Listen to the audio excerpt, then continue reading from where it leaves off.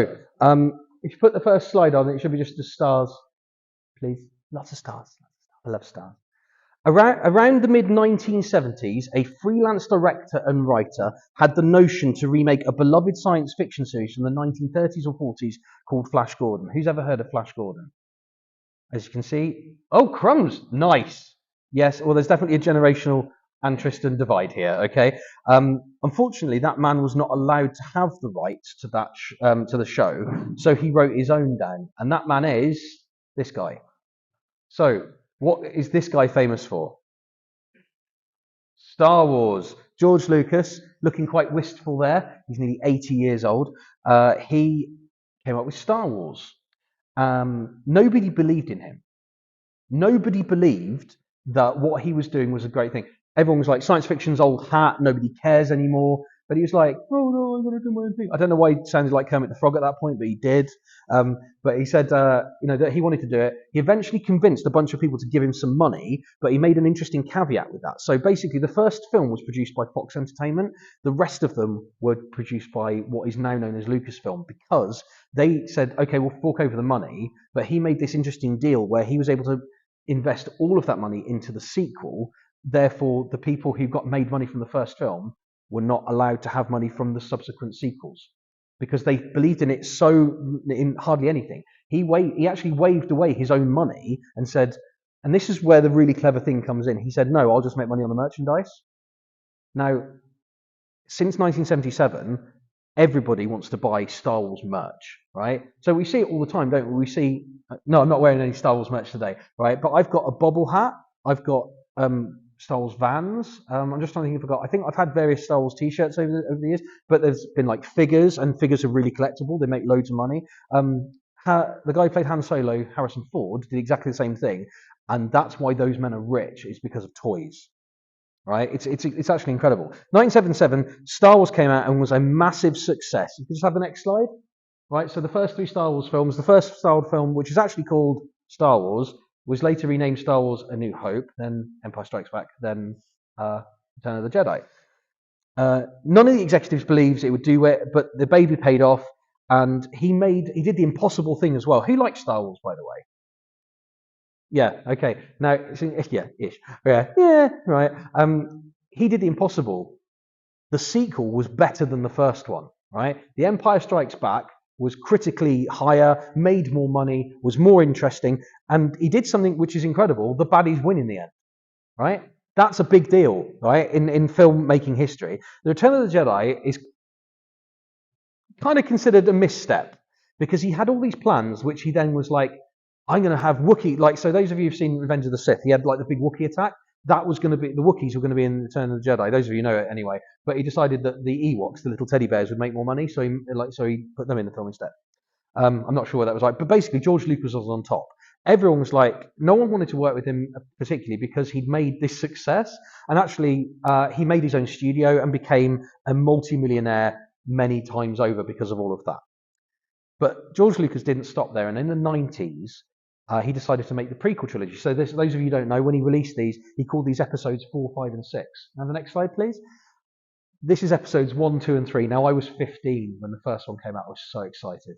I was so excited. I'm trying to remember if I went to the cinema multiple times to see The Phantom Menace, right? So I was 15, and it was like this brand new baby. Excuse me. However, what happened is that George Lucas did something that was, again, unexpected. And they made loads of money, but they were never considered as good as the original trilogy. Most things are not, prequels are not normally as good as the original anyway. Because people were like, that's not my Star Wars. But I listened to a guy called Sam Witwer. Sam Witwer is an actor who plays, if those of you are interested, the voice of Darth Maul later on, right? And he said that what George Lucas did is that he didn't go to expectation. He made the films he wanted to make, yeah? So the first three were like iconic. These three became iconic, because they're all part of the Star Wars thing. And it was the thing that people's expectations were shattered again because he didn't want to make a repeat of what he'd already done. He wanted to fill out his story. Star Wars is his baby. He wanted it to be these 6 films to be brilliant, okay, to be this thing. Anyway, by 2010, He then quietly contacted the original cast of the original trilogy. So that those of you who know, Mark Hamill, Harrison Ford, Carrie Fisher. Those who didn't know that, she had weird hair, and that's why I was doing that. And what he did, he contacted them and said, "Hey, I'm thinking about making sequels. Are you in?" And they were like, "Yeah." So what he told Disney is that, "Hey, I've got episode 7 in pre-production, and all the principal cast have signed on. Do you want to buy my company?" He made $4 billion off Disney. For those who are interested, $2 billion in cash, $4 billion in stocks, and those stocks are worth apparently $13 billion now. That man is insanely rich, and he already was, right? He's an insanely rich man. And let's go on to the next one. Okay, now for something that's just a little bit sore was when Disney got involved. Because Disney did the complete opposite. What Disney do is that they take things and they try to screw as much money out of them as they can, right? So they worked at Star Wars and went, "Oh, Star Wars is about lightsabers, yeah. And it's about battles, yeah. Okay, if we do that, we'll make loads of money." And they did. They made loads of money. $2 billion on The Force Awakens in 2015. I saw that 3 times in the cinema. Really enjoyed it, right? In hindsight, there are so many glaring problems with it. It's just a reboot of the first one. It's almost a copycat of the very first Star Wars film that came out. But then what happened is that a guy, the director of the second film, The Last Jedi, in this trilogy, actively said he wanted to divide people over the film. He said he wanted people either loving it or hating it. I'm like, why would you make something that you want people to hate? It's weird. What a weird thing to do. Thing is, right, is what he did, he tried to do the unexpected, but he tried to detract from the actual point of what was going on. Now, The Rise of Skywalker, if you're a fan of Star Wars and you saw The Rise of Skywalker and you enjoyed it, God bless you. God bless you indeed. But it was an absolute mess from beginning to end, right? There was no plan in place, right? And it all kind of went to pot. Disney expected to have surefire hits on their hands, but they didn't do it. George Lucas has kind of wrung his hands of the whole thing and said, "It's out of my hands now. Star Wars isn't mine anymore." And when he's in interviews, you can see him being kind of upset because Disney expected to make a load of money, and they did. What they didn't expect was fan backlash because these films, in hindsight, aren't very good. What word have I used a lot since I've been talking? Money, Star Wars, expectation. Go on, work out. Look, the word expectation. But if you just put the next slide up as well, Toad, please. What do you expect of Jesus? What do you expect of Jesus? The Jews didn't actually expect him to come as a helpless baby. They didn't expect a saviour to be a humble king. A lot of them got angry because he didn't fit what they wanted him to be. The arguments that kind of come up against our faith today are quite interesting. Because what a lot of people argue against is the image of God that they've got of what we think God is in our minds. Right? They'll say things like, "Oh, you just believe in a magical sky daddy that lives in the stars that wants to grant you wishes. Like, you believe that you're scared of death, that's why you believe in Jesus. You just believe in a man who just sits in the sky and looks down with judgment." That last one's sort of true. But God is much more than that. God is a mystery because he lives outside of time, and it's hard to fully understand God. He has chosen a purpose and a way of doing things that sometimes we struggle with. But it really comes down to something very simple. Do we believe he is real? And is he real? Because if he's real, we've got something to do about that. But the reality is we can't be people who put false expectations on God. We can't just say, Christianity is great and it's beautiful. Because actually, when we look at the story of Jesus coming, it's not as glittery as we make out Christmas to be most of the time. Mary and Joseph were cold. There wasn't a lot of money going around. Jesus was born in a stable. It stank. I often think, and I'm sorry for the image, but I often think about the realities of that situation. Like, what did Mary or Joseph use to cut the umbilical cord?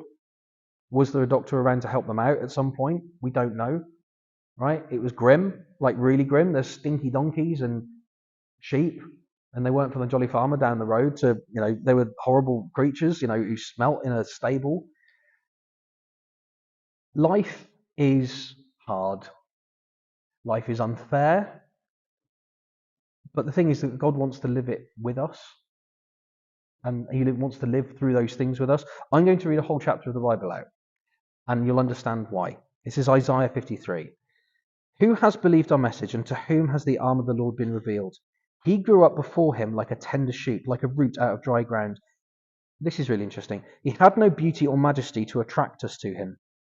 Nothing in his appearance that we should desire him. He was despised and rejected by mankind, a man of suffering and familiar with pain, like one from whom people hide their faces. He was despised, and we held him in low esteem. Surely he took up our pain and bore our suffering, yet we considered him punished by God, stricken by him and afflicted. But he was pierced for our transgressions, he was crushed for our iniquities. The punishment that brought us peace was on him, and by his wounds we are healed. We all like sheep have gone astray. Each of us has turned to our own way, and the Lord has laid on him the iniquity of us all. He was oppressed and afflicted, yet he did not open his mouth. He was led like a lamb to the slaughter, and as a sheep before its shearers is silent, so he did not open his mouth. By oppression and judgment he was taken away, yet who of his generation protested? For he was cut off from the land of the living for the transgression of my people, and he was punished. He was assigned a grave with the wicked and with the rich in his death, though he had done no violence, nor was any deceit in his mouth. Yet it was the Lord's will to crush him and cause him to suffer. And though the Lord makes his life an offering of sin, he will see his offspring and prolong his days. And the will of the Lord will prosper in his hand. After he has suffered, he will see the light of life and be satisfied. By his knowledge my righteous servant will justify many, and he will bear their iniquities. Therefore I will give him a portion among the great, and he will divide the spoils with the strong, because he poured out his life unto death, and was numbered with the transgressors. For he bore the sin of many, and made intercession for the transgressors. That's heavy stuff, isn't it? That's Jesus. That's Jesus prophesied hundreds of years before he came. But that's Jesus, right? Can anyone say that's not Jesus?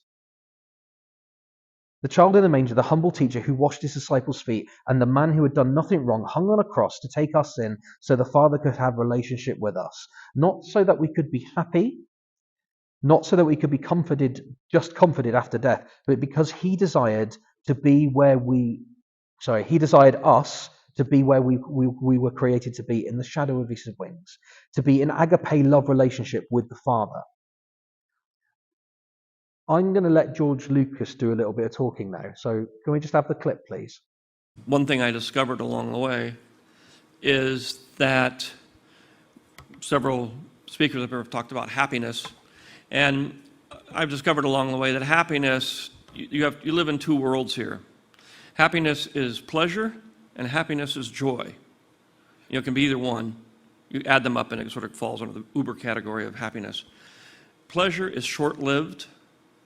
It lasts an hour, lasts a minute, lasts a month. And it peaks and then goes down. It peaks very high. But the next time you want to get that same peak, you have to do it twice as much. It's like drugs. You have to keep doing it because it insulates itself. No matter what it is, whether you're shopping, whether you're, engaged in any other kind of pleasure, that all has the same quality about it. On the other hand is joy, and joy is the thing that doesn't go as high as pleasure in terms of your emotional reaction, but it stays with you. Joy is something you can recall. Pleasure you can't. So the secret is that even though it's not as intense as the pleasure, the joy will last you a lot longer. And people who get the pleasure, they keep saying, well, if I can just get richer and get more cars, you'll never relive the moment you got your first car. That's it. That's the highest peak. Yes, you can get 3 Ferraris and a new Gulfstream jet, and maybe you'll get close. But you have to keep going, and eventually you run out. You just can't do it. It doesn't work. So if you're trying to sustain that level of peak pleasure, you're doomed. It's a very American idea, but it just can't happen. You just let it go. Peak, great. Pleasure is fun. It's great. But you can't keep it going forever. Just accept the fact that it's here and it's gone. and maybe again it'll come back, and you'll get to do it again. Joy lasts forever. Pleasure is purely self-centered. It's all about your pleasure. It's about you. It's a selfish, self-centered emotion that's created by a self-centered motive of greed. Joy is compassion. Joy is giving yourself to somebody else or something else. And it's a kind of thing that is, in its subtlety and lowness, much more powerful than pleasure. If you get hung up on pleasure, you're doomed. If you pursue joy, you will find everlasting happiness. That man created Star Wars. Mad, right? Okay, now you can see that he's skirting around an eternal principle of joy rather than pleasure. Yeah? You see where I'm getting there? Right? The reason why, and this is to quote George Lucas as well, right? The reason why the Force, as in the mystical kind of wizard power stuff that they have in Star Wars, right? The reason why he put that in the films was to get kids talking about God. Quote, that's to quote George Lucas. Is he a Christian? I don't think so, because he said, I don't want to make a point, I just want people to think beyond themselves, right? But did anybody notice in what he was saying about joy being about compassion for other people? That's Jesus. Jesus' joy is you. Jesus' joy is you.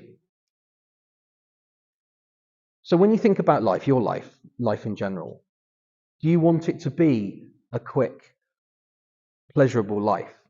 Or do you want it to be one that is eternal? Do you want to be somebody who is about yourself or about Jesus?